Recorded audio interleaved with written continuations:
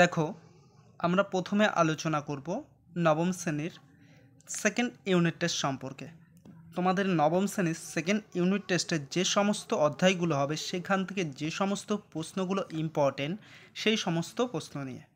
তোমরা যারা আমার চ্যানেল নতুন, চ্যানেলটিকে অবশ্যই সাবস্ক্রাইব করবে এবং পাশে থাকা বেল আইকন বাজিয়ে দেবে। আর আমি যে সাজেশনগুলো তোমাদের সঙ্গে আলোচনা করছি তোমরা মনোযোগ সহকারে বাড়িতে এগুলো করবে, দেখবে তোমাদের রেজাল্ট অবশ্যই ভালো হবে। আর এর থেকেই কমন পেয়ে যাবে সব প্রশ্ন। দেখো, প্রথম কে আছে, প্রথম সঠিক উত্তর বেছে নিয়ে তোমাদের লিখতে হবে, যেটা এমসিকিউ। দেখো, প্রথমে রয়েছে মেটারনিক প্রধানমন্ত্রী ছিলেন কোথাকার। 4টে করে অপশান দেওয়া রয়েছে, এর মধ্যে থেকে করবে। দ্বিতীয় প্রশ্ন, ক্যালোরি প্রধানমন্ত্রী ছিলেন কোথায়? এখানেও দেখো 4টে অপশান। তৃতীয় প্রশ্ন, রাশিয়ার জার ছিলেন, রাশিয়ার জার কে ছিলেন? এর মধ্যে এই অপশানগুলোর মধ্যে।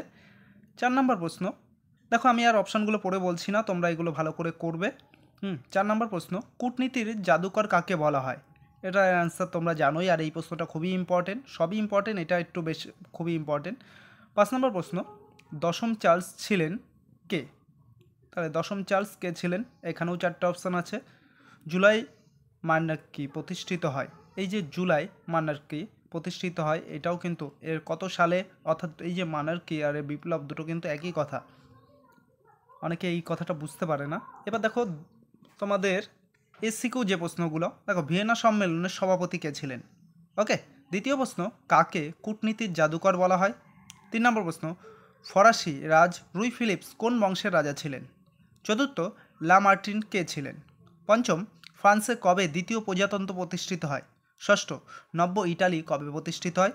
7 নম্বর প্রশ্ন, ফ্রান্সে কবে দ্বিতীয় সাম্রাজ্য প্রতিষ্ঠিত হয়?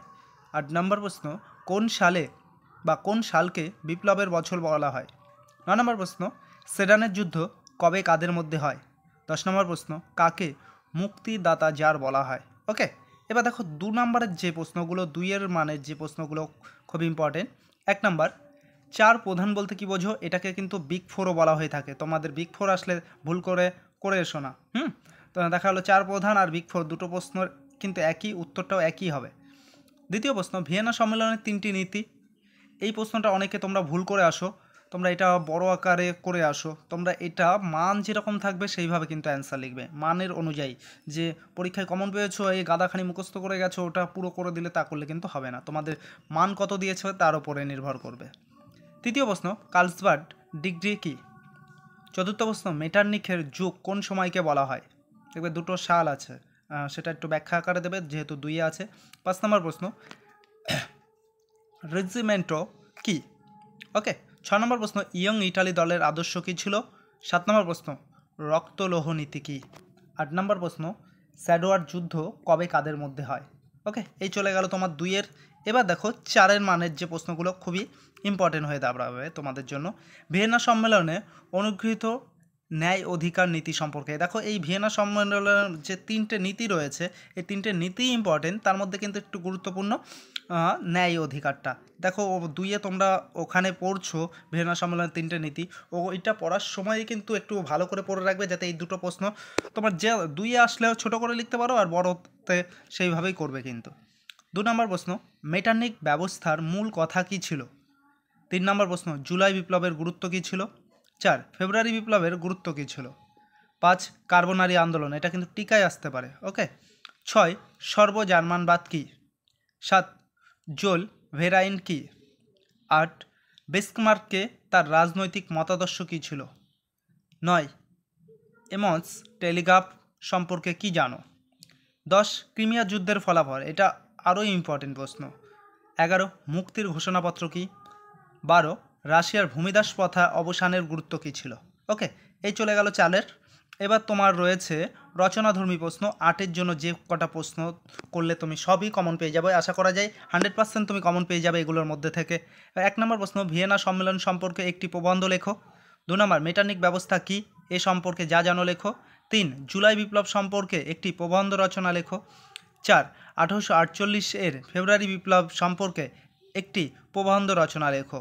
5, ইটালির ঐক্য আন্দোলন সম্পর্কে একটি বা প্রবন্ধ বা বড় আকারে তোমাদের লিখতে হবে। 6, ইটালির ঐক্য আন্দোলন সম্পর্কে ম্যাসিনি বা কাভুরের ভূমিকা। 8, জার্মানির ঐক্য আন্দোলনে ইতিহাসের বিবৃতি করো। সরি ওটা 7 হবে। 8 জার্মানির ঐক্য আন্দোলনে বিসমার্কের, হ্যাঁ ঠিকই বলেছিলাম, সরি। 9 নম্বর প্রশ্ন ক্রিমিয়ার যুদ্ধের কারণ ও ফলাফল আলোচনা করো।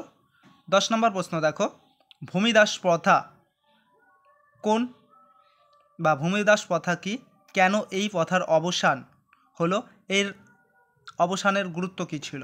ওকে, দেখো তোমরা আমার এই চ্যানেলের যারা নতুন, চ্যানেলটিকে অবশ্যই সাবস্ক্রাইব করে নেবে এবং পাশে থাকা বেল আইকন কিন্তু বাজিয়ে দেবে। আর এইগুলো যদি ঠিক মতো করতে পারো তোমরা কিন্তু পরীক্ষায় আশা করা যায় 100%ই করে আসতে পারবে। আর সেকেন্ড ইউনিটে এই নাম্বার থেকেই তোমার কিন্তু ফাইনালের পাস করার নাম্বার দেখবে উঠে যাবে। চলো তাহলে আবার দেখা হবে আরেকটা নতুন ভিডিওর সঙ্গে। তোমরা আমার এই চ্যানেলটিকে অবশ্যই কিন্তু সাবস্ক্রাইব করো। এবার দেখো চতুর্থ অধ্যায় থেকে যে প্রশ্নগুলো তোমাদের জন্য গুরুত্বপূর্ণ, এখানেও এমসিকিউ। প্রথমে প্রশ্ন 1 নম্বর প্রশ্ন শিল্প বিপ্লব কথাটি প্রথম ব্যবহার করেন কে। দেখো 4টে অপশান। দ্বিতীয় প্রশ্ন শিল্প বিপ্লব প্রথম শুরু হয় কোথায়। ওকে। তৃতীয় প্রশ্ন ওয়াটার ফ্রেম আবিষ্কার করেন কে। চতুর্থ প্রশ্ন চার্লস বুরিয়ার হলেন একজন কি, সেটা কোথাকার বিজ্ঞানী হতে পারে। 5 নম্বর প্রশ্ন ত্রিশক্তি মৈত্রী স্বাক্ষরিত হয় কবে। 6 নম্বর প্রশ্ন ব্রিটিশ সমাজতন্ত্রের জনক নামে পরিচিত কে। 7 নম্বর প্রশ্ন ইউরোপীয় সমাজতন্ত্রবাদের আদি গুরু হিসেবে কে পরিচিত ছিলেন। 8 নম্বর প্রশ্ন ত্রিশক্তি আতাত স্বাক্ষরিত হয় কবে। ওকে, এই প্রশ্নগুলো তোমাদের এমসিকিউর জন্য। এইবার 1 নম্বরে অতি সংক্ষিপ্ত যে প্রশ্নগুলো গুরুত্বপূর্ণ, দেখো এক কথায় উত্তর দাও। মান 1 নম্বর প্রশ্ন শিল্প বিপ্লব কথাটি প্রথম ব্যবহার করেন কে। দ্বিতীয় প্রশ্ন শিল্প বিপ্লব প্রথম কোথায় শুরু হয়। তৃতীয় প্রশ্ন উড়ন্ত মাকু কে আবিষ্কার করেন। চতুর্থ প্রশ্ন বাষ্পচালিত ইঞ্জিন কে আবিষ্কার করেন। 5 নম্বর প্রশ্ন 1750 সালে ইংল্যান্ডে 50,000 মানুষের বসবাসকারী দুটি শহরের নাম। 6 নম্বর প্রশ্ন দুজন ইউরোপিয়ান সমাজতন্ত্রীর নাম করো। 7 নম্বর প্রশ্ন কাকে ব্রিটিশ সাম্রাজ্য বা সমাজতন্ত্রবাদের জনক বলা হয়। 8 নম্বর প্রশ্ন ইউরোপীয় সমাজতন্ত্রের আদি গুরু কাকে বলা হয়। 9 নম্বর প্রশ্ন নব খ্রিস্টাব্দ গ্রন্থের লেখককে। 10 নম্বর প্রশ্ন কমিউনিস্ট ম্যানিফেস্টো নামক পুস্তিকার লেখককে। 11 নম্বর প্রশ্ন কমিউনিস্ট ম্যানিফেস্টো কবে প্রকাশিত হয়। 12 নম্বর প্রশ্ন সাম্রাজ্যবাদ একটি সমীক্ষা গ্রন্থের লেখকের নাম লেখো। 13 নম্বর প্রশ্ন সাম্রাজ্যবাদ ও পুঁজিবাদের সর্বোচ্চ স্তর গ্রন্থের লেখককে। 14 নম্বর প্রশ্ন প্রথম আফিমের যুদ্ধ কবে কাদের মধ্যে হয়েছিল। 15 নম্বর প্রশ্ন নানকিন সন্ধি কবে কাদের মধ্যে হয়। 16 নম্বর প্রশ্ন ত্রিশক্তি মৈত্রী কাদের মধ্যে হয়। 17 নম্বর প্রশ্ন ত্রিশক্তি আতাত কবে কাদের মধ্যে হয়। 18 নম্বর প্রশ্ন সর্বস্লাভ আন্দোলনের নেতা কোন রাষ্ট্র ছিল। 19 নম্বর প্রশ্ন আর্ক ডিউক ফ্রান্সিস ফার্দিনান্দ কে।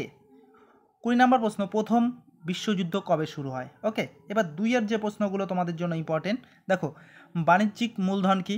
দ্বিতীয় শিল্প মূলধন কি। তৃতীয় কোন সময়কালকে সাম্রাজ্যবাদের যুগ বলা হয়। চতুর্থ অন্ধকারাচ্ছন্ন মহাদেশ কাকে কেন বলা হয়। 5 নম্বর প্রশ্ন শিল্পশ্রী সভ্যতা কি। 6 নম্বর প্রশ্ন সর্বস্লাভ আন্দোলন কি। 7 নম্বর প্রশ্ন ফ্যাক্টরি প্রথা কি।